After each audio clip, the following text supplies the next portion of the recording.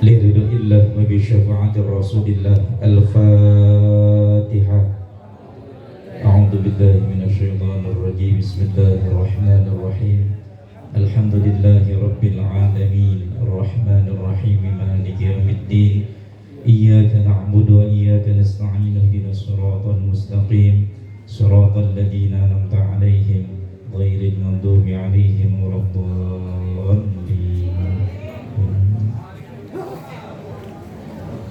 Assalamualaikum warahmatullahi wabarakatuh.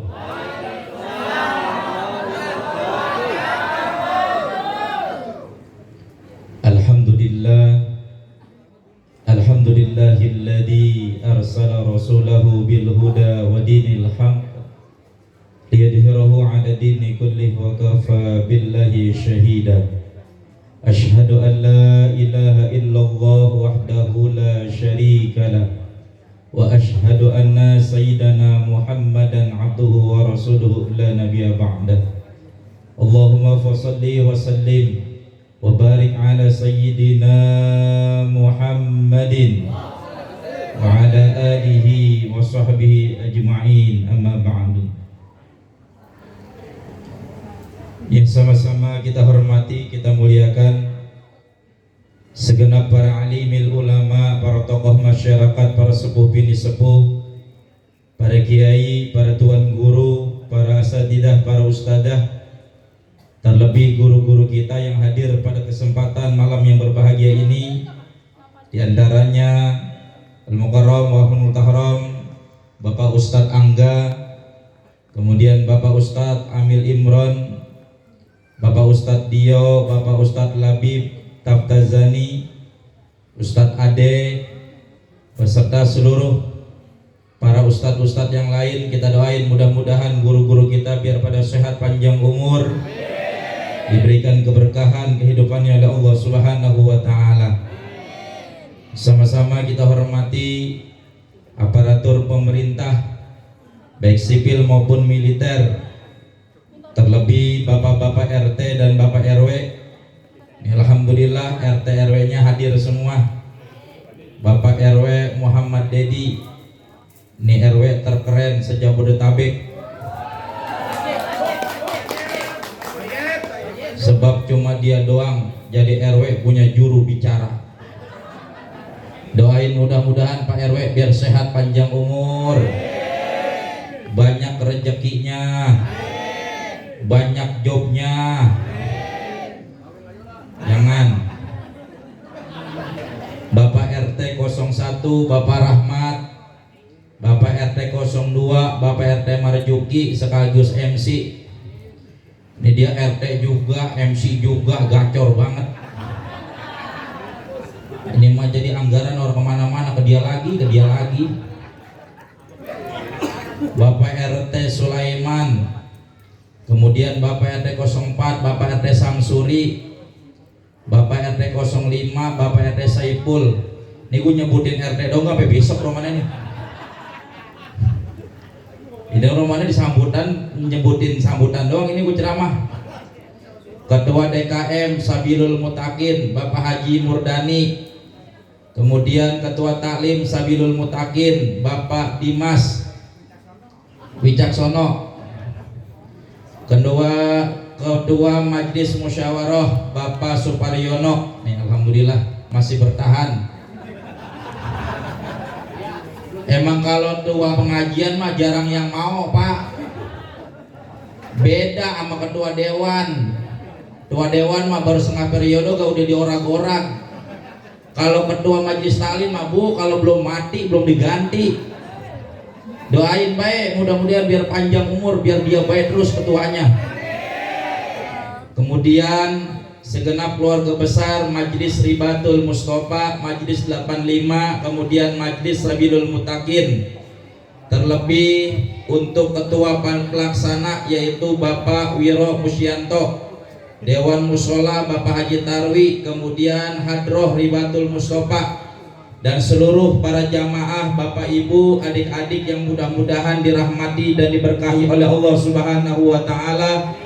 Terkhusus saya punya saudara, saya punya abang yaitu Bang Haji Badrun beserta keluarga, mudah-mudahan diberikan kesehatan panjang umur, diberkahkan rezekinya oleh Allah Subhanahu wa taala.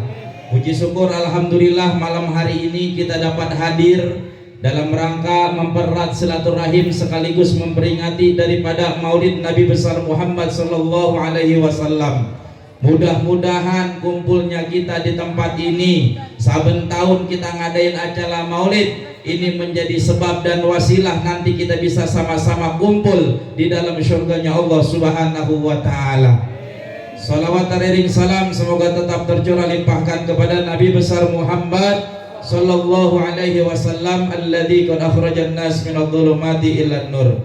Baik Bapak Ibu yang dirahmati oleh Allah Subhanahu wa taala, ini waktu udah menunjukkan jam 10 kurang 5 menit. Udah malam banget ini ceramah. Insya Allah ceramah udah pakai lama-lama. Yang sekiranya pengen pulang, pulang dah dari sekarang. Daripada gua ceramah sepotong lu pada pulang.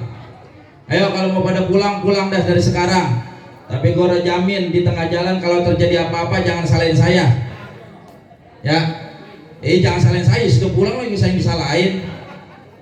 Ya. Bapak Ibu yang dirahmati oleh Allah Subhanahu wa taala, saya izin berdiri ya. Orangnya pendek duduk di bangku, orang kelihatan. Mak sehat mak? Sampai ke ujung-ujung ini. Jauh banget. Masya Allah. Sehat mak? Ngapain pada deprok di situ? Pengen ngeliat Ustaz ceramah? Depan dulu udah pernah. Orang kebagian. Pak sehat Pak? Masya Allah, ini kiri kanan depan samping makanan banyak amat ya. Masya Allah, berkah amin ya Rabbal. Dah langsung aja, nggak pakai lama-lama. Sebenarnya Mak, saya baru buat nebah dari puncak ini. Baru banget nebah saya dari puncak. Saya kata kalau bukan Bang Haji Badrun ini, saya tidurnya mendingan bener dah. Antum bener. Tapi saya punya abang di sini, saya mau silaturahim, saya pengen ketemu guru-guru saya di sini. Alhamdulillah pada sehat walafiat, mudah-mudahan semuanya sehat, semuanya berkah dunia dan akhirat. Amin ya Rabbal alamin. Berbicara tentang Maulid Nabi, maka kita berbicara tentang sosok manusia yang agung. Manusia yang diagungkan oleh Zat yang Maha Agung. Manusia yang ditinggikan derajatnya oleh Zat yang Maha Tinggi. Manusia yang dimuliakan oleh Zat yang Maha Mulia. Manusia yang tutur katanya lembut selembut sutra. Bahkan nasihatnya mampu menyejukkan hati siapa saja yang mendengar daripada nasihat dan kalimatnya. Siapa? Yaitu Nabi besar Muhammad sallallahu alaihi wasallam. Rasulullah adalah sesosok manusia yang tiada bandingannya di muka bumi ini.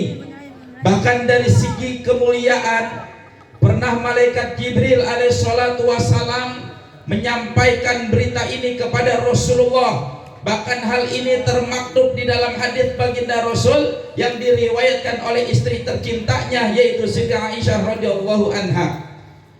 Rasulullah sallallahu alaihi wasallam diberi kabar kepada malaikat Jibril, "Ya Muhammad, telah aku telusuri bumi dari barat ke timur, tidak aku temui sosok manusia yang lebih mulia selain daripada engkau. Dan telah aku telusuri dari bumi timur ke barat, itu tidak aku temui keluarga yang paling mulia kecuali daripada keluarga Bani Hashim." Artinya Rasulullah sallallahu alaihi wasallam ketika harus disandingkan, ketika harus dibandingkan dengan manusia-manusia terlebih dulu sampai nanti hari kiamat, maka kedudukannya tidak ada yang mampu menandingi. Tetap Rasulullah yang paling mulia di hadapan Allah Subhanahu. Sallu ala Nabi Muhammad. Kalau udah ngomongin Rasulullah, kita kagak bakalan sanggup ngomongin secara tuntas. Kenapa saya katakan demikian? Sebab Rasulullah keagungannya begitu besar yang Allah berikan. Saking besarnya, saking banyaknya keagungan Rasulullah, itu kagak ada lisan yang mampu mengurainya dengan kata-kata. Bahkan Imam Busiri di dalam syairnya mengatakan, fa inna fadla Rasulillahi laisa lahu haddun fayuriba anhu natikun bifamin. Kata Imam Musyiri mengatakan, sesungguhnya keutamaan daripada Rasulullah SAW sangat amatlah luas sehingga tidak ada lisan yang mampu mengurainya dengan kata-kata. Kalau tadi kita baca kitab Maulid Ad-Diya Ulami karangan Al Habib Umar, kemudian ada lagi kitab Ad-Dibai, kitab Simtu Durar, kitab Suraf Al-Anam ataupun Barzanji dan kitab-kitab Maulid yang lain, itu hanya sedikit daripada ekspresi keagungan seseorang kepada Rasulullah SAW. Ketika dilihat sosok yang begitu agung, itu hanya mampu diteropong dari luar. Tidak ada yang tahu hakikat keagungan yang sesungguhnya yang ada di dalam diri Rasulullah SAW. Sebab Rasulullah sendiri pernah mengatakan, yang mengetahui aku secara keseluruhan yaitu hanyalah Allah Subhanahu wa Ta'ala.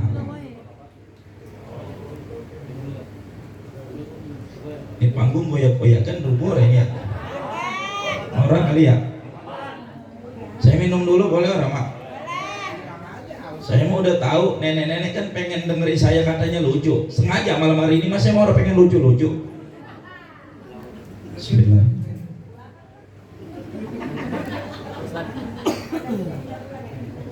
Alhamdulillah. Aqua 2 Pokari atu larutan 2 gelasnya ini, tapi sama baik warnanya mah kan bening-bening juga ya ini. Jangan, kalau ada mah batu es baik masukin ke dalam gelas. Batu es masukin ke dalam gelas, ambil jeruk, potong 2, persin jeruk, pakein gula dikit, kemudian siram pakai air putih. Ya. Ya kalau orang ngerti, gue kata dah es jeruk gitu baik dah. Kalau orang ngerti takut kebangetan bingung. Ya, es jeruk gitu aja.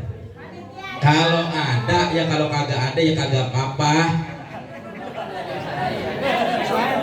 Ini mah saya nggak lagi ngata lagi bercanda, tapi tolong jangan dianggap bercanda gitu.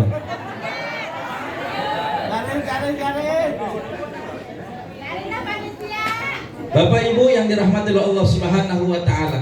Tuh yang pertama. Jadi kalau ngomongin Rasulullah mama kagak bakal ada habisnya. Bahkan sampai ntar malam sampai besok pagi kagak bakal tuntas ngomongin Kanjeng Rasul mah. Emang apa? Sebab begitu agung mulia Pak. Jadi malam hari ini mah kita begini aja dah. Ambil hikmah tentang Maulid Nabi udah begitu aja.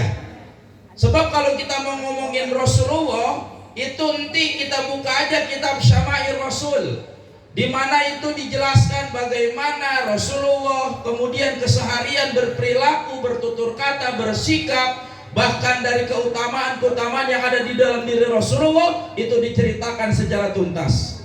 Bapak Ibu yang dirahmati Allah Subhanahu wa Ta'ala, kalau kita emang benar-benar cinta sama Rasulullah, pengen benar-benar diaku sama Kanjeng Nabi, maka ikutin apa yang udah Nabi contohin sama kita. Kan kalau kita ditanya nih, pengen apa kagak diaku umat Rasulullah? Pengen apa kagak bu diaku umat Rasulullah? Pengen. Pak, pengen kagak diaku sebagai umat Nabi Muhammad? Pengen. Jangan kata kita yang doyan maulidan, yang kagak pernah maulidan gak pasti pengen diaku umat Nabi. Bener apa kagak? Cuma mohon maaf, bukan sekedar ngomong pengen diaku sama umat Nabi, bukan sekedar cuma pengen di mulut doang, tapi harus ada bukti yang kita buktikan kepada Rasulullah, sebagaimana sejauh mana, sekuat mana kita benar-benar ngikutin apa yang udah dicontohin sama Rasulullah Sallallahu Alaihi Wasallam. Di dalam Quran Allah katakan, Qul Bu sehat? Ngaji dulu ya. Ngaji dulu bentar ya. Di dalam Al-Quran itu Allah Subhanahu wa Ta'ala pertegas, kalau emang kita benar-benar ngaku pengen pengen diaku umatnya Rasul, kemudian benar-benar sebagai hamba Allah, maka kata Allah tuh, fattabi'uni yuhibbukumullah. Kita disuruh ngikutin Rasulullah, disuruh nuturin tata pelaksana yang telah dicontohin sama Kanjeng Nabi. Kalau benar-benar pengen diaku umat Rasulullah, maka jangan keluar dari ajaran yang telah diajarkan oleh Nabi besar Muhammad Sallallahu Alaihi. Kan ajaran Nabi mah bu kagak jauh dari satu, perintahnya kita kerjain, larangannya kita tinggalin, yang samar-samar kita jauhin. Bener apa kagak? Itu doang sebenarnya mah. Satu, perintahnya kita kerjain, larangannya kita tinggalin, yang samar-samar kita jauhin. Itu doang kuncinya, orang ada yang lain. Makanya Imam Syafiq Al-Balkhi itu pernah menasehati daripada murid-muridnya, dan tentu ini juga buat kita. Imam Syafiq Al-Balkhi itu pernah mengatakan, alaikum bihamsihi salih fa'amaluha. Bagimu tuh ada 5 perkara, ada 5 hal, maka lakukan seluruhnya. Nah, yang pertama, u'budullaha biqadri hajatikum ilaih. Beribadahlah kepada Allah seukuran kebutuhanmu kepada Allah Subhanahu wa ta'ala.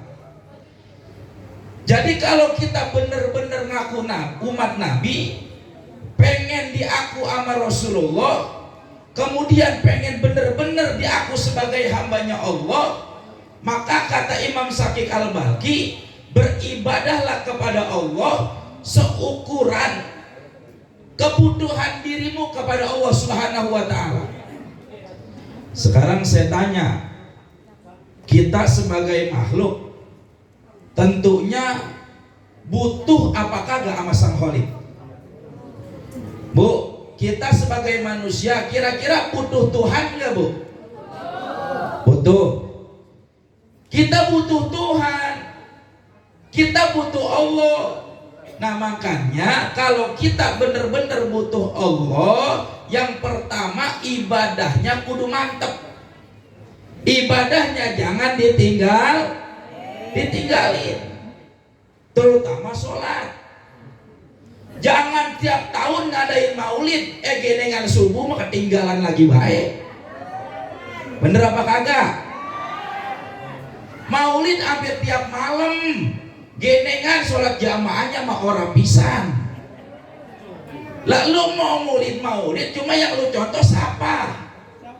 Rasulullah itu kagak pernah ninggalin sholat jamaah kecuali di ujung kehidupannya, itu pun lagi sakit payah. Lah orang pondok pucung tiba kegeremisan doang ogah mau sholat jamaah, tapi genengan mau nonton dungdat mah kata dia ini hujan, kata temennya orang ntar juga berhenti. Giliran mau jamaah tiba begini doang, tangan doang nongol nih, ya gerimis ini mah takutnya hujan gede. Bener apa kagak? Kalau emang bener-bener ngaku umat Nabi, sholat jamaahnya hidupin. Terutama yang bapak-bapak. Pak, di masjid musola banyak banget di mari pan. Bener apa kagak pak? Saya tanya nih, ketua DKM, jujur jangan ada dusta di antara kita. Ini mau DKM masjid kayak musola, jawab yang jujur. Sholat subuh paling top berapa sok ke belakang? Berapa? 2. Saya tanya, itu isinya kebanyakan bapak-bapak apa anak muda? Bapak-bapak apa aki-aki? Gue mau nanya bapak-bapak nggak pernah jawab sih.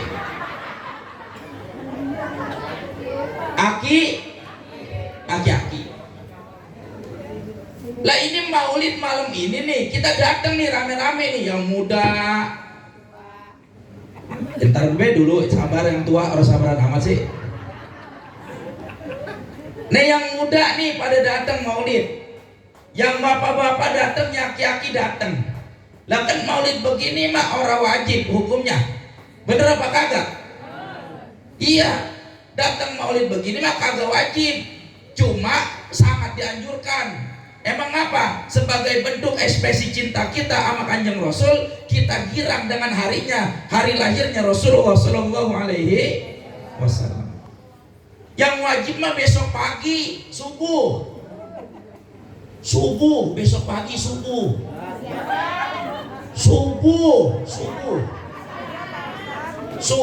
jamaah subuh. Itu ngaku umat Nabi itu besok sholat subuhnya kagak kesiangan.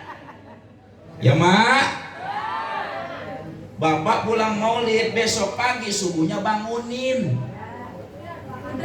Pak, pasang alarm nih dari sekarang.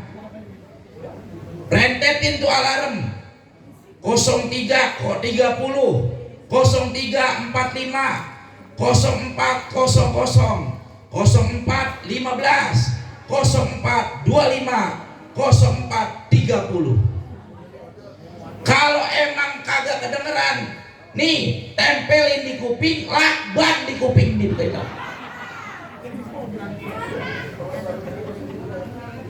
Emang apa Ustaz?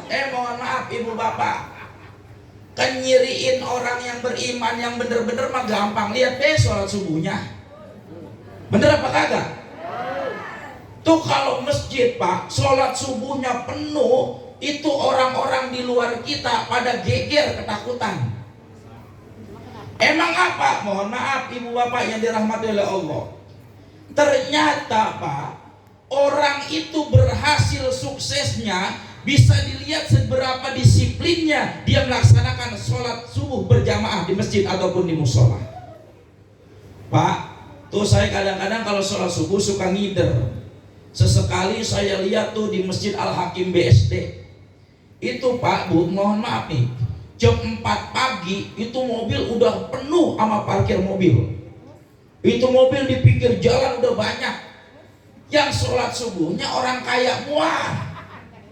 Pada bawa mobil, mobilnya orang yang jelek, mobil saya doang jelek, Toyota Rush.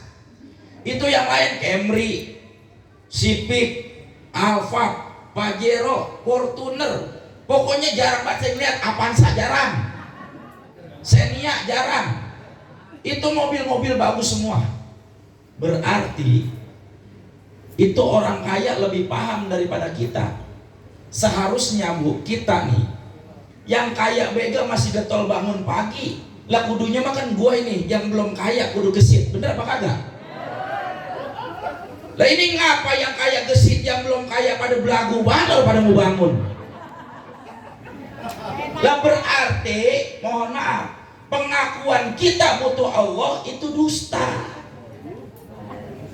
Kalau kita bener-bener cinta Allah Bu, ayam belum bangun kita udah mandi. Ini mau mandi kalau habis nangkring doang malamnya. Ya mak ya, takut pagi emang mandi entar ketahuan anak. Jam 3 habis nangkring, mandinya juga kadang-kadang orang diperhatiin kita mah. Asal kecepek-kecepek, asal basahin rambut deh gua mama kaki sama badan. Padahal memohon maaf ibu, itu tata cara mandi junub itu diajarin sama ulama-ulama kita, ulama fikih kita. Mohon maaf nih yang badannya rada gemukan dikit, yang gendut. Ya, nih, tuh kalau lagi mandi kan di perut ada lepitan-lepitannya tuh. Ya, itu lepit-lepitannya itu kudu kebasuh semua pak. Ada satu itu lepitan yang orang kebasuh, lah kagak sah tuh mandinya. Aduh RW nih.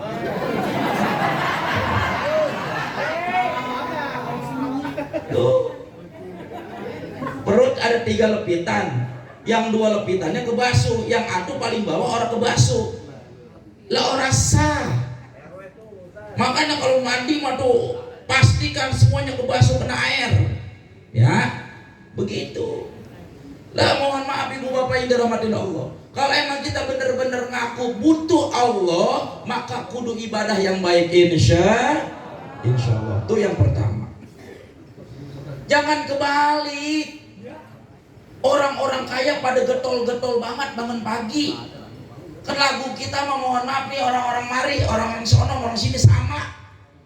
Orang Pondok Pucung sama orang Lengkong emang satu berebetan. Kadang-kadang kalau matahari belum merojok pantat belum bangun. Bener apa kagak? Apalagi malam begini nih menerima duit habis ada yang bayar utang, mending gede di bang 300.000. Yang biasanya ngojek besok libur orang ngojek. Bener apa kagak?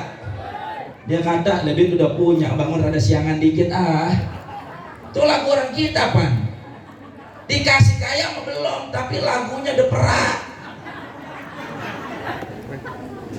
Ayo bangun bang, bangun subuh, sholat laksanain. Bu Pak mohon maaf nih, dalam kondisi bagaimanapun kita, susahkah kita, senangkah kita, kayakah kita, miskinkah kita, bahagiakah kita atau sedihkah kita, waktunya ibadah mah kudu ibadah. Mak bangun sholat, anak bangunin mak kalau subuh, apalagi udah pada balik, punya anak perawan, punya anak perjaka, bangunin. Ustadz, kita makan kesian bocah habis begadang, kita bangunin nanti dia sholat takut palanya puyeng. Bagian dia puyeng di dunia daripada ngungsep di neraka. Ya mak ya, biarin. Kalau kita bangunin dia itu tandanya kita sayang. Sama bapak kalau dibangunin bini walaupun habis begadang terimain. Kadang-kadang bini udah sayang banget bangunin, bapak lu bangun, bapak lu bangun, bapak lu bangun. Kata bapak lu udah bisa bangun malu.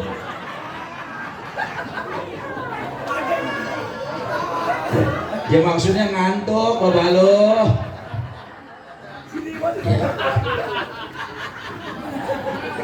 Ya. Dibangunin sama emak, bangun. Itu ibu tandanya sayang sama laki, kagak mau lakinya masuk ke dalam neraka. Tuh, yang pertama. Jadi sholat dah. Sholat. Biarin mak, modelan kita mah sholat masih ayab-ayaban, pikiran kita kemana-mana. Memang mohon maaf pak, kita sholat maghrib 3 rakaat, 2 rakaat bisa kusuk, 1 rakaat bisa ayab-ayaban pikiran kita. Bener apa kagak? Apalagi kalau udah banyak utang mah, ya ilahillallah, ibadah udah rungsep banget dah. Bener ya mak? Boro-boro mikirin kusuk ustad, timbang sholat bega udah alhamdulillah. Tapi masih bagus begitu pak, daripada kemana-mana orang sholat. Mendingan sholat pikiran kemana? Tapi usahain perlahan kita belajar khusyuk insya.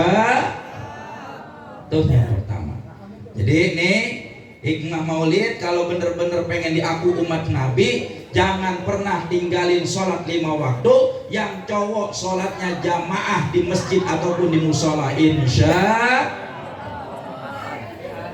Emak sholatnya di rumah.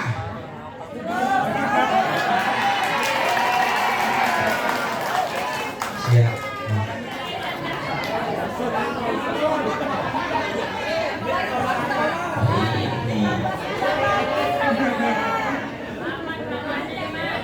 Nah ini jeruknya bener jeruk peres, bukan nutrisari yang 3.000.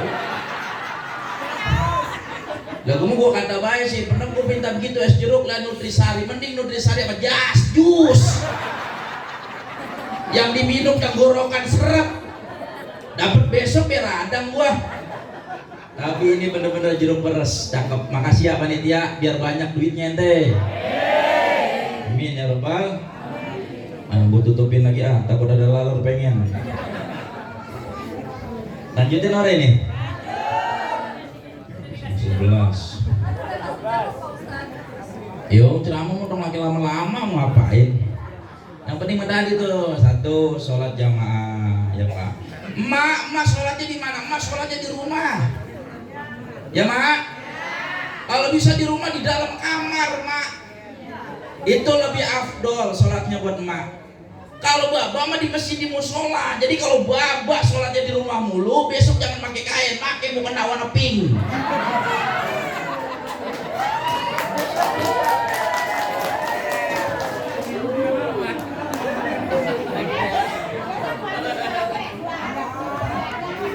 Maksudnya apa? Pak, mohon maaf nih. Tadi saya bilang ya, bukan saya ngajarin sholat kagak boleh khusyuk, bukan ini mah, jangan salah paham nih. Soalnya direkam nih, ntar rekaman dipotong-potong kan, sekarang zaman sekarang mah begitu. Sepotong sangkanya gue ngajarin harus menggah lagi. Pak, mohon maaf nih, ngapa saya nganjurin Rasulullah nyuruh kita sholat jamaah? Satu, yang biasanya seharian orang ketemu minimal di masjid kita bisa tegur sapa, betul apa kagak? Kalau sering sholat jamaah yang tadinya kita kagak pernah saling ketemu, kita bisa tanya kabar. Tetangga ada yang orang kelihatan, kita bisa nanya, isi Amil kemana nih 2 hari orang kelihatan? Banyak job di Jakarta, alhamdulillah. Artinya dengan begitu Pak, kan kita ketemu nanyain kabar saudara kita, kalau sehat mas syukur alhamdulillah.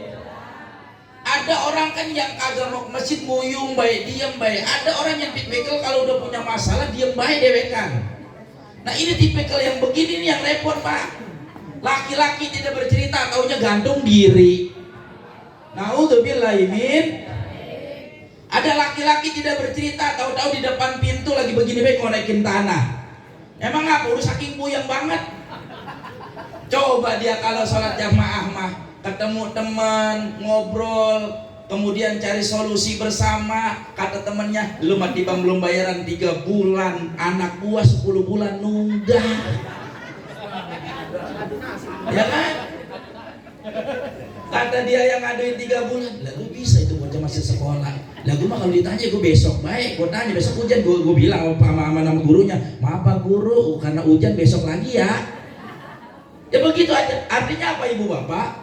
Dengan kita berdiskusi, kita ketemu, kita jamaah, itu ada kebaikan-kebaikan yang Allah sisipkan untuk kita bersama. Amin ya Rabbal.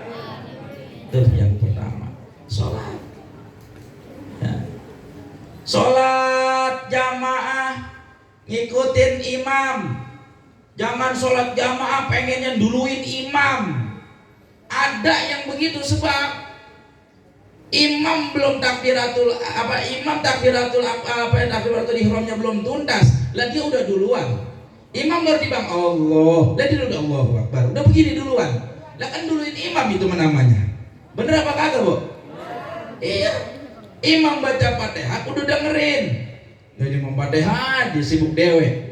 Kadang-kadang mohon maaf Ibu Bapak nih, yang kagak kita praktekin dalam sholat kadang-kadang nih, yang sering banget nih jelalatan apa? Mata kita. Tuh Kanjeng Rasul kan ngajarin kalau sholat tuh melihatnya mana? Tempat sujud. Jadi kalau lagi sholat tuh mata jangan ayab-ayaban. Jangan apa-apa diliatin. Ukiran masjid dibacain semua. Latar plotot. Itu kadang-kadang jamaah dari ujung ke ujung apa? Merek sarung dibacain. Atlas, Wadimor, Mangga, Gajah Duduk, BHS, Cosmo, murah ini mah BHS-nya. BHS Silver, oh mahalan dikit. Bu, tuh ke tempat sujud. Diajarin kita waktu sholat fokus ngelihat satu titik.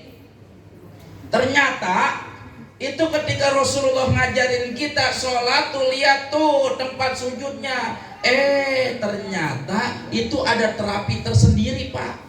Orang tuh kalau sholatnya fokus dengan satu titik, bahkan ketika kita sujud, saya tanya, mak waktu sujud itu mata mak merem apa melek mak? Melek apa merem? Ngelihatnya kemana? Alhamdulillah. Tuh orang kalau yang sering melek, sujud melek, kadang-kadang ada yang sujud merem Pak. Sujud melek ke tempat sujud itu ternyata terapi mata kita, sehingga mata kita kagak gampang kagak gampang kotokan, sehat. Tuh hebat banget kan sholat. Di dalam sholat mega kita udah komplit diajarin sama Kanjeng Rasulullah Shallallahu Alaihi. Itu yang pertama. Jadi ibadahnya yuk. Kalau bener-bener butuh sama Allah, ibadahnya tingkatin. Jangan males-malesan. Sebab kalau ibarat kerja, mohon maaf Ibu Bapak yang dirahmati Allah Subhanahu Wa Taala, udah ngeluarin piring ini. Udah berarti udahan ceramah kalau udah begini dah. Lanjut. Yaudah. Ini mah jadi ibu-ibu bukan ngeliatin gua, ngeliatin lu, bukan bawain piring. Nah, ngucapin, jadi enak tar beres ngaji langsung ya, ini maulid begini, emang kata Imam Suyuti juga kan begitu. Satu tempat perkumpulan yang dimananya dikumpulin orang, dibacain maulid, dibacain ayat Quran, kemudian dibacakan daripada kisah-kisah Rasulullah, dibacakan daripada surah Nawawiyah, kemudian ada makanan, itu ya itu maulid begitu tuh. Makanya kalau maulid udah ada makanan, kalau udah ada makanan kurang pas namanya maulid ya. Ada makanan nih, alhamdulillah, itu yang pertama. Jadi ibu bapak yang dirahmati Allah Subhanahu wa taala, itu yang pertama. Jadi ibadah, ibaratkan kata orang kerja, ada lemburan, ada pokoknya. Nah, kita jangan kebalik. Kadang-kadang lemburannya kita kejar-kejar, giliran pokoknya kita tinggal. Ada orang yang emang hidupnya susah banget, sono sini nyari kerja belum dapat, anak belum dapat gawe, bini ngutang seragam mulu, aki-aki ngobinya mancing doang, kan puyeng kepala. Diajarin sama ustadz, dengerin ceramah sepotong, sholat duha, karena sholat duha mampu melancarkan rezeki. Lah sholatnya duha doang, subuh ora, juhur ora, dia mah duha duha. Emang apa? Karena di dalam pikirannya udah terobsesi rezeki duit. Padahal makan rezeki orang berbentuk duit, kagak selalu berbentuk duit. Ibu bapak yang dirahmati Allah, pokoknya kejar, lemburannya kerjain. Kalau bahasa sederhana saya itu, kerjakan yang wajib, jangan tinggalkan yang sunnah. Yang wajibnya kerjain, yang sunnahnya juga jangan tinggalin. Itu yang pertama. Yang kedua, kata Imam Syakik Al-Balkhi, bagi kalian itu ada 5. Yang kedua itu, khudhu minad dunya biqadri umrikum fiha. Jadi ambillah dunia itu seukuran umurmu hidup di alam dunia. Maksudnya cari kekayaan, Bu, itu sesuai ukuran umur kita hidup di dunia. Kalau sekiranya hidup kita orang lama di dunia nih, kan hidup kita orang bakal lama, Pak. Kita nih umur umatnya Rasul itu antara 60 sampai 70. Yang udah 70 lewat itu mah bonus dari Allah. Cuma mohon maaf nih, biasanya yang panjang umur mah orang-orang dulu. Orang-orang sekarang mah 45 mati, 50 mati. Bener apa kagak, Pak? Top banget 60 orang sekarang mah. Orang dulu mah 100. Saya punya uyut itu 125 tahun baru meninggal.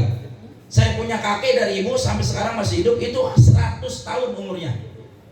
Gigi belum ada yang otek, belum ada yang ompong. Coba kita lihat dari sini. 60 kan belum? Gigi pada habis. Ya emang apa? Emak orang tua dulu, mak makannya harus sembarangan. Kalau orang sekarang apa be digaras. Bener apa enggak, Pak?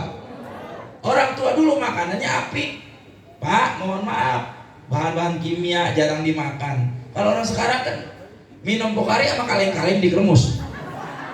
Minum lagi sakit hati. Artinya apa? Umur kita udah bakal lama nih. Kalau emang kita udah tahu umur kita kagak bakal panjang, kagak bakal lama, kagak bakal hidup abadi selama-lamanya, artinya sama dunia ontong pakai serakah banget. Jangan sampai serakah banget, Bu. Orang Islam bukannya kagak boleh kaya, boleh. Cuma lihat dari mana cara mendapatkan kekayaan tersebut. Orang Islam bukannya kagak boleh punya duit, boleh. Cuma lihat caranya bagaimana dia cara dapat duit. Orang Islam bukannya dia kagak boleh punya usaha, boleh. Tapi lihat bagaimana caranya dia mendapatkan dan menjalankan usaha tersebut. Kalau yang sekiranya haram jangan dilaksanain. Yang sekiranya haram jangan diambil. Yang sekiranya haram jangan dimakan. Emang apa? Sebab itulah yang dipesankan oleh Imam Syakik Al-Balkhi, kalau kamu bener-bener ngaku umatnya Rasulullah, pengen ngikutin apa yang diajarkan oleh Rasulullah, tuh ambil dunia seukuran umur kamu hidup di alam dunia, insya. Yang ketiga, kata Imam Syakik Al-Balkhi, wa adnibullaha biqadrikum taqatikum ala adabi. Jadi yang ketiga itu, kata Imam Syakik Al-Balkhi, berbuat dosalah kamu kepada Allah seukuran ukuran kamu mampu menahan daripada siksaan dari Allah Subhanahu wa taala. Ya kalau kita mampu nahan siksa Allah, terserah Pak. Kita mau maksiat setiap hari kek, maksiat setiap waktu kek, maksiat setiap jam kek, terserah. Tapi ingat, dari setiap maksiat yang kita lakukan, itu Allah bakal bales apa yang kita lakukan terhadap Allah Subhanahu wa taala. Yang kagak sholat, ntar Allah impain tuh siksaannya. Yang kagak ngeluarin zakat, Allah siksain tuh siksaannya.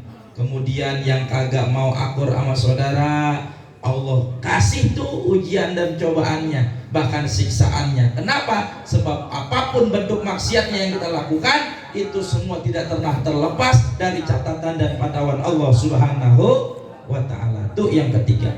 Jadi kalau kagak kuat nahan siksa Allah mah, jangan berani-berani dah kita maksiat. Jangan kata kita nahan maksiat, mohon maaf Pak, kita dikurangin nikmat aja sama Allah, itu kita rasanya kagak bakalan berdaya. Contoh, ini mata nih, mata bisa ngelihat orang, enak lihat orang lantaran ada nikmat ngelihat. Mata kita, kelopak mata tuh masih bisa kedap-kedip. Ngelihat orang cakepan dikit masih bisa melotot, ngelihat orang rada jelekan dikit kita kedipin. Bener apa kagak Pak? Coba dah tuh kalau mata kagak bisa ngedip, ngelihat yang jelek sama ngelihat yang cakep melotot. Kira-kira enak apa kagak? Kagak. Emang apa? Sebab nih mata pasti bakal berair, panas, capek. Tapi nikmat Allah berupa ngedipin mata aja itu sangat luar biasa, sehingga ketika kita ditanya mampu kagak nih kita nerima ajab ataupun siksaan Allah, kita kagak bakal sanggup. Jangan kata nerima siksaannya, tadi nikmatnya doang dikurangin, kita kagak bakal sanggup menjalankan kehidupan dengan sebaik-baiknya. Makanya kuncinya sekarang mau begini aja, yang diperintahin Allah kita laksanain, yang dilarang Allah kita tinggalin, kemudian yang samar-samar kita jauhin, insya Allah. Tuh yang ketiga. Hadirin yang dirahmati Allah Subhanahu wa ta'ala. Kemudian yang keempat, kata Imam Syakik Al-Balki, yang keempat itu yang kudu kita laksanain adalah ketika seseorang emang bener-bener pengen ngikutin daripada yang diajarkan oleh Rasulullah SAW dan bener-bener pengen ngikutin apa-apa yang mendapatkan keridhaan dari Allah Subhanahu wa ta'ala, maka setelah tadi sholatnya sesuai dengan kebutuhan dia, kemudian ngambil dunia seukuran daripada kebutuhannya, kemudian yang ketiga dia kagak ngelakuin maksiat karena dia kagak sanggup menerima siksaan Allah Subhanahu wa ta'ala, yang keempat dia memperbanyak amal ibadah ketika dia di dunia seukuran dia bakal hidup di alam kubur begitu lama. Ini yang keempat nih. Jadi kita tahu di alam kubur kita bakal lama. Makanya sekarang mumpung kita masih hidup di dunia, kita tambahin dah amal ibadah kita di hadapan Allah Subhanahu wa ta'ala. Ini yang begini-begini kan ibadah nih, yang begini amal baik nih.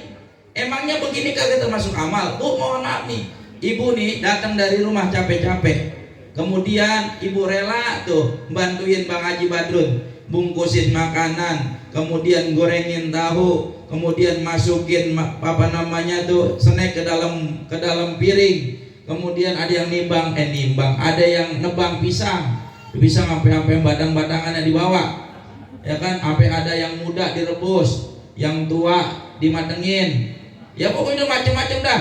Sampai ada yang bawa apa tuh ubi stella, ya kan? Ini kan termasuk amal nih. Nah itu amal kalau diniatin karena Allah, diniatin karena Rasulullah, maka ini sebagai bukti cinta kita kepada Rasulullah. Enti ini yang kita amalin itu mampu nemenin kita di alam kubur. Amin ya robbal alamin. Nah kan dalam kubur gelap banget bu. Bapak nih ngaku cinta banget sama emak, mohon maaf, waktunya emak meninggal dunia mama, itu bapak tuh nguburin paling kenceng nindiin tanah. Bener, waktu ditinggal mah malu.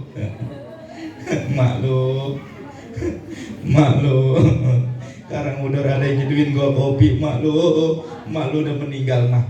Mandiin, ngapain? Genengan sampai dalam kubur nih, ya sama yang paling madetin kuburannya lakinya dewe. ada yang begini, jangan diinjekin apa, bini saya terkesakitan. Orang tetap tuh begitu tuh, digejik-gejik tanah kuburan. Mak, kadang-kadang emas peninggalan emak tuh, cincin, gelang, kalung yang sekarang emak pakai, itu ntar kan emak meninggal mah dibuka tuh mas. Bener kagak mak? Cincin emak dibuka, anting emak dibuka, kalung emak dibuka, gelang kaki emak dibuka, ditaruh di dalam dompet, dimasukin ke laci. Emak meninggal, mama itu dibuka semua. Dapat sebulan, 2 bulan, setahun, 2 tahun, laki lupa, iseng-iseng buka itu lemari baju, genengan serolok, ada dompet munjung banget. Giliran dibuka ada emas peninggalan emak. Kira-kira ini emas ditaruh lagi apa dijual? Dijual. Buat siapa? Itu mah udah tahu jawabannya. Sekarang saya tanya, mendingan emas dipakai kawin lagi sama baba apa mendingan emas jadiin amal? Ya makanya ntar pulang maulid emas jual, sumbangin ke masjid, ke musola, insya daripada emas sayang-sayang. Ya emas emak dipakai bini muda. Pikirin tuh mateng-mateng, pikirin ya. Ayo jadiin amal, beramal yang bagus, beramal yang baik, beramal yang banyak, berlomba-lomba dalam kebaikan. Saya sering sampaikan ibu bapak yang dirahmati Allah, nih kalau udah acara maulid begini nih, udah kudu buru-buru ambil peranan. Saya dulu kan pernah nyampein, jangan pelit-pelit banget kalau buat acara maulidan begini mah. Ngapa Haji Badrun pengen lagi ada maulid di rumah dia? Sebab dia tahu berkahnya maulid banyak banget. Pak, ibu bapak yang dirahmati Allah, mohon maaf nih, saya kadang-kadang nih kalau habis ngadain maulid, saya belum lama kemarin tanggal 19 September di rumah saya tuh, kalau habis ngadain maulid Nabi tuh, itu kadang-kadang ada aja yang datang ke rumah baru pak. Bener-bener dah, entah itu motor, entah itu duit. Kalau bini masih belum berani dah. Orang saya berani. Artinya pak, itu keberkahan kadang-kadang mancing ke rumah kita. Itu rezeki kadang-kadang datang luyur baik ke rumah kita. Ada yang kita orang sangka-sangka, ujuk-ujuk orang datang bawain duit. Coba enak apa kagak kira-kira? Haji Badrun udah ketagihan ngerasain berkah. Makanya maulid ngadain lagi. Mudah-mudahan sampai akhir hayat tetap ngadain. Amin ya robbal. Emak yang belum bisa, baba yang belum bisa, ambil peranan. Kalau dengar acara maulid di majelis ataupun di masjid musola, ayo bantu nyumbang. Niatin dari rumah, ya Allah, nih saya nyumbang ini niatnya buat maulid Nabi. Ustaz nyumbang mah pengen banget, cuma emak orang punya duit, gampang saya ajarin. Mak di rumah punya air, punya mak? Keran, ada airnya keran? Emak di rumah punya panci ora? Kompor ada, gasnya ada? Ada kagak yang masak pakai kayu? Nggak ada. Semuanya udah pakai gas ya. Tuh, buka keran, air nyocor, tadangin sama panci, udah penuh jeranda tuh di atas kompor. Masak, sore dimasak mateng, tuang ke teko. Dari rumah neng teko, niatin, ya Allah, nih saya bawa air seteko, niat saya buat maulid Nabi, buat ngagungin Rasulullah SAW. Ustadz ilok amat, Ustadz dibang air putih doang seteko. Lepen malu banget Ustadz, orang ada warnanya. Ya sambil jalan terlambat bedo, nah pakai yang kering lu ambil. Bukan tutup teko, aurin tuh aduk-aduk pakai tangan. Ya ntar kan nyampe lokasi maulid dan berubah jadi coklat. Bener kagak mak? Kata nenek-nenek lo ketiban amat Ustadz, ilok kita mau mau ngasih sedekah, kemudian kita masak air dikasih daun apa? Bu mohon maaf bu, kalau buat maulid mah kagak ada yang mubazir. Itu saya nyontohin orang Pondok Pucung yang udah melarat banget. Kan saya yakin orang sini mah kaya semua. Amin ya robbal alamin. Itu ayo sedekah buat Nabi. Emang apa? Kata Imam Imam Hasanul Basri pernah mengatakan, waditu law kana li mithlu jabal Uhudin dahabalan faqtu ala qiraati maulidir rasul. Aku bahagia seandainya aku punya emas sebesar gunung Uhud, maka itu akan aku dermakan seluruhnya untuk peringatan Maulid Nabi Muhammad Sallallahu Alaihi. Karena dia tahu apapun yang ada di tempat Maulid Nabi itu berkah, bakal dapat pahala dari Allah Subhanahu wa Ta'ala. Bahkan ibu bapak yang dirahmati Allah, tuh makanan yang ada di depan emak, minuman yang ada di depan emak, itu kata ulama kalau ada di tempat Maulid Nabi menjadi syifaul barokah, menjadi obat dan keberkahan. Amin ya robbal. Makanya makanin mak, itu makanan udah dibungkus. Doyan-doyan amat orang. Emak bungkus sampai di rumah jangan dimakan dewek. Bagi anak, bagi cucu, bagi laki, biar semuanya pada doyan maulid, pada resep sama Rasulullah Sallallahu Alaihi Wasallam. Amin ya robbal alamin. Tuh yang keempat. Jadi yang keempat itu nambahin amal ketika kita masih hidup di dunia. Yang kelima kata Imam Syafi'i Al-Baqi yang terakhir, kalau emang bener-bener pengen diaku sama umat Kanjeng Rasul, maka beramallah sesuai dengan tempat surga yang pengen ente tempatin nanti di yaumil kiamah. Kan surga ada tempat, ada tingkat-tingkatannya tuh. Nah kalau pengen surganya yang tinggi, maka amalnya yang bagus. Kalau surganya pengennya sedang-sedang, berarti ibadahnya sedang-sedang. Tapi mudah-mudahan berkat Maulid Rasul, berkat kecintaan kita sama Nabi, berkat ketulusan kita nih, setiap tahun ngadain Maulid begini, Rasulullah melihat kita, Rasulullah fokus sama kita, sehingga nanti di yaumil qiyamah kita bisa sama-sama kumpul di dalam surga bersama Nabi besar Muhammad Sallallahu Alaihi Wasallam. Amin ya robbal alamin. Tuh yang kelima. Bapak Ibu yang dirahmati Allah Subhanahu wa Ta'ala. Jadi jangan sampai lupa doh. Satu, ibadahnya, sholatnya jangan ditinggal. Yang kedua, dunianya ambil secukupnya aja. Yang ketiga, jangan coba-coba ngelakuin maksiat kalau kita emang kagak sanggup ama daripada ajab Allah. Yang keempat, tambahin amal perbuatan, karena kita pasti bakal ngarepin itu pahalanya nanti kita di yaumul kubur.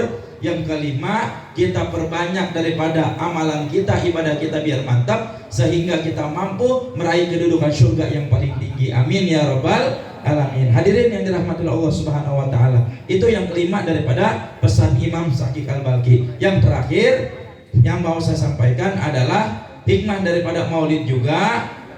Ibu bapak yang dirahmati Allah Subhanahu wa Ta'ala, tolong perhatiin ibu bapak yang dirahmati Allah, terapin akhlak Rasulullah di dalam kehidupan kita sehari-hari. Karena sekarang Pak udah ngaco banget di dunia. Dunia udah ngaco, dunia udah akhir zaman. Bahkan banyak nih anak yang tega ngebunuh orang tuanya. Anak yang banyak nih yang nendang orang tuanya, bahkan durhaka sama orang tuanya.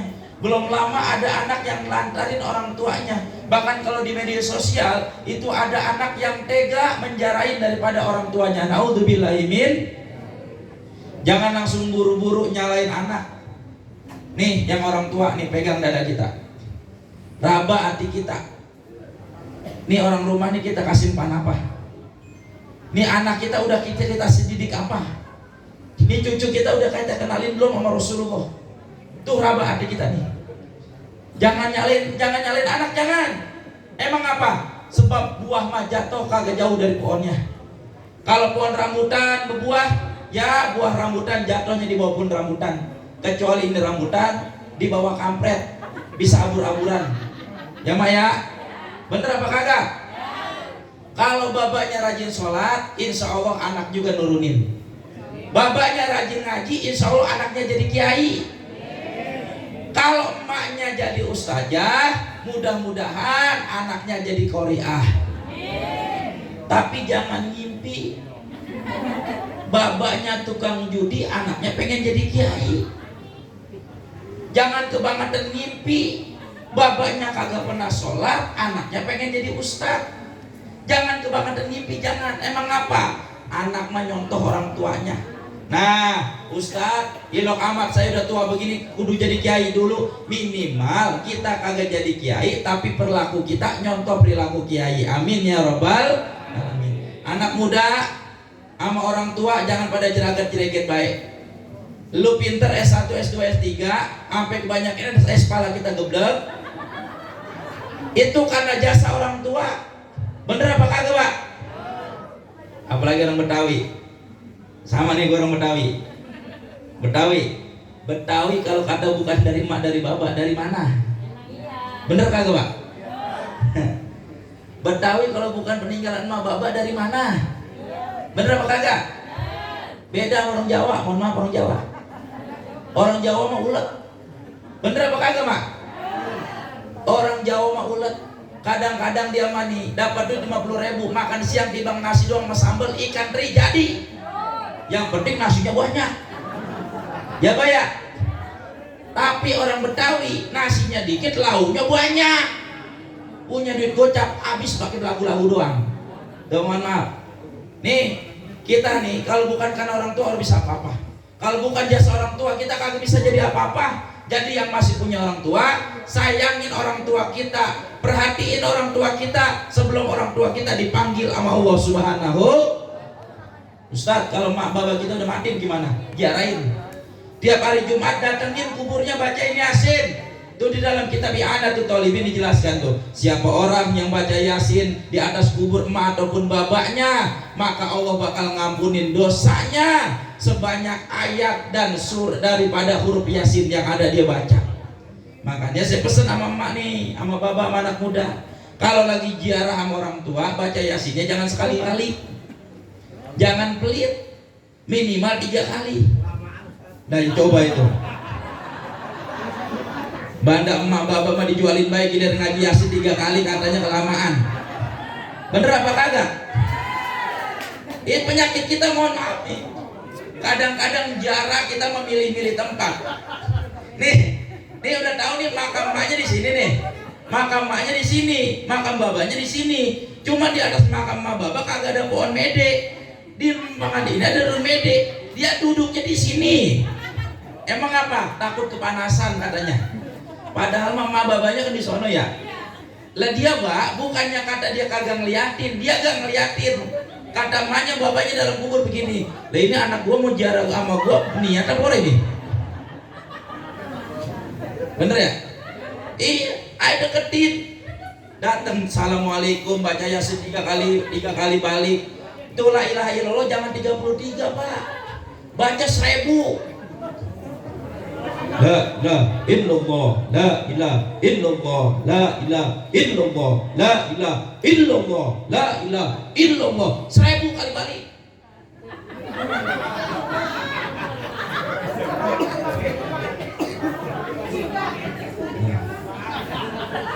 Ya mohon maaf ibu bapak yang dirahmati Allah, mohon maaf. Makanya ngapa kita masih begini-gini baik, ngapa anak kita masih pada berani sama orang tuanya baik? Sebab kitanya yang jadi orang tua itu kagak bener-bener taat sama orang tua kita. Bener kagak, Bu? Kitanya bener-bener kagak dapet redo orang tua. Buktinya tuh orang tua udah kagak minta apa-apa. Orang tua kita udah kagak minta samsu, orang tua kita kagak minta semangka. Orang tua kita udah kagak pengen dibeliin bubur, tiba pengen dikirimin doa tuh pahala. Kita masih perhitungan sama orang tua kita.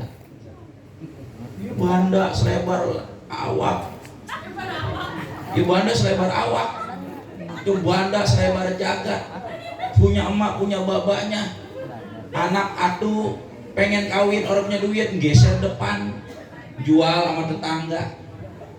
Anak nomor 2 pengen kawin, geser kiri, jual sama tetangga. Anak ketiga pengen kuliah, orang punya duit, geser belakang, jual sama tetangga.